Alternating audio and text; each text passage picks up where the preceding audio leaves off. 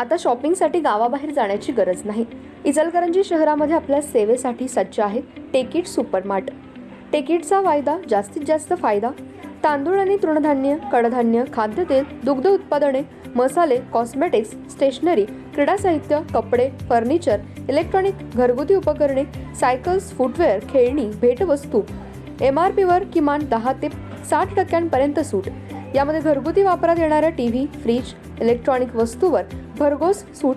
10% पासून ते 60% बचत। प्रत्येक वस्तूवर बचत। टेकिट मॉलमध्ये या आणि भरघोस खरेदी करा।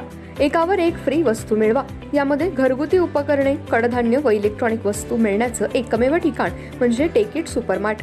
पत्ता पंचवटी टॉकीज रोड, छत्रपती शाहू महाराज पुतळ्याजवळ।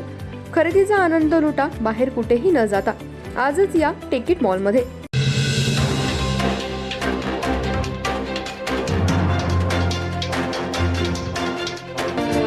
नमस्कार, मी तेजस्विनी मगदूम। एम मराठीमध्ये आपल्या सर्वांचं स्वागत आहे। पाहूया ठळक घडामोडी। इचलकरंजी शहरामध्ये स्वाभिमानी शेतकरी संघटनेच्या वतीने ग्रामीण भागातील महापालिकेच्या हद्दीतील पाणंद रस्ते व्हावे यासाठी गेल्या 4 दिवसांपासून उपोषण सुरू केलं होतं। प्रशासनाने याकडे दुर्लक्ष केलं होतं। आज शेतकऱ्यांनी गांधी पुतळा चौकामध्ये सुमारे 100 गाई म्हशी आणून संपूर्ण रस्ता 3 तास बंद केला होता। प्रशासनाला वेठीस धरल्यानंतर प्रशासनाने हे पाणंद रस्ते लवकरात लवकर चांगल्या पद्धतीचे करून देण्याचं आश्वासन दिल्यानंतर हे उपोषण मागे घेण्यात आलं। यावेळी सुमारे 3 तास रास्ता रोको करण्यात आला, त्यामुळे वाहनधारकांचे मोठे हाल झाले। इचलकरंजी महानगरपालिकेच्या हद्दीतील शेतकऱ्यांच्या शेतीतील पाणंद रस्त्यांची सध्या दुरावस्था झाली। 4 महिन्यांपूर्वी ह्याच शेतकऱ्यांनी पाणंद रस्ते व्हावे यासाठी नदीवेस नाका येथे रास्ता रोको केला होता। यावेळी महापालिका अधिकाऱ्यांनी पाणंद रस्ते करून देण्याचं आश्वासन दिलं होतं, पण याकडे प्रशासनाने दुर्लक्ष केलं होतं। पुन्हा शेतकऱ्यांनी गांधी पुतळा चौक येथे येऊन 26 जानेवारीपासून उपोषण सुरू केलं होतं। प्रशासनाने उपोषणाकडे दुर्लक्ष केल्यामुळे आज संतप्त शेतकऱ्यांनी गांधी पुतळा चौक येथे सुमारे 100 गाई म्हशी आणून बांधण्यात आले। शहराच्या मुख्य मार्गावर हे रास्ता रोको आंदोलन झाल्यामुळे शहराची वाहतूक व्यवस्था मोठ्या प्रमाणात विस्कळीत झाली। त्यामुळे पोलिसांनी वाहतूक दुसऱ्या बाजूने वळवली। याची दखल घेऊन महापालिकेचे अधिकारी यांनी उपोषणस्थळी येऊन तसेच भाजपचे शहराध्यक्ष पैलवान अमृतमामा भोसले यांनी मध्यस्थी करून हे पाणंद रस्ते लवकरात लवकर चांगल्या पद्धतीचे करून घेऊ, निधी मंजूर करून दिले जाईल, तात्पुरते या पाणंद रस्ते मुर्मीकरण करून दिलं जाईल असं आश्वासन दिल्यानंतर स्वाभिमानी शेतकरी संघटनेचं आमरण उपोषण मागे घेण्यात आलं। हे उपोषण सरबत देऊन सोडण्यात आलं।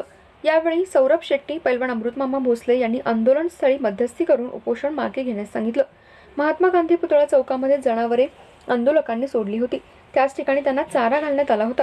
हा संपूर्ण रस्ता शेतकऱ्यांनी जनावरांचा गोठा केला होता, त्यामुळे महात्मा गांधी पुतळा चौकातील वाहतूक पूर्णपणे ठप्प झाली होती। यावेळी आंदोलक शेतकरी हे जनावर गांधी चौकात सोडत असताना पोलीस व त्यांच्यामध्ये काही काळ बाचाबाचीचाही प्रकार घडला, पण शेतकऱ्यांनी मध्यस्थी करून पोलीस आपलाच बांधव आहे आंदोलन समजून घेतले। हे उपोषण गेल्या 4 दिवसांपासून सुरू होतं।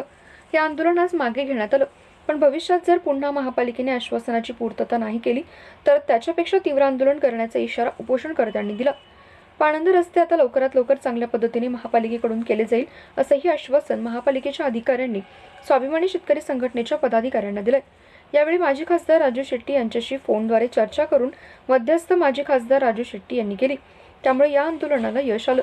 महापालिकेचे शहर अभियंता महेश क्षीरसागर, उपोषणकर्ते सतीश मगदूम, पैलवान अमृतमामा भोसले, सौरभ राजू शेट्टी, स्वाभिमानी पक्षाचे शहराध्यक्ष विकास चौगुले, संजय बेडक्याळे, अण्णासाहेब शहापुरे, बसगोंडा बिराजदार, बाळासाहेब पाटील, निवृत्ती शिरगुरे, महावीर कोल्हापुरे यांच्यासह स्वाभिमानी शेतकरी संघटनेचे पदाधिकारी उपस्थित होते।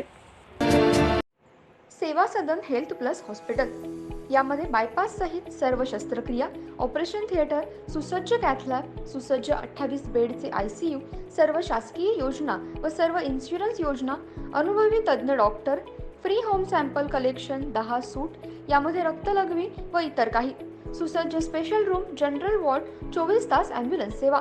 सेवा सदन हेल्थ हॉस्पिटल, निरामय road, Bohra market, Ichalkaranji. Phone number 72 76 74 80 03।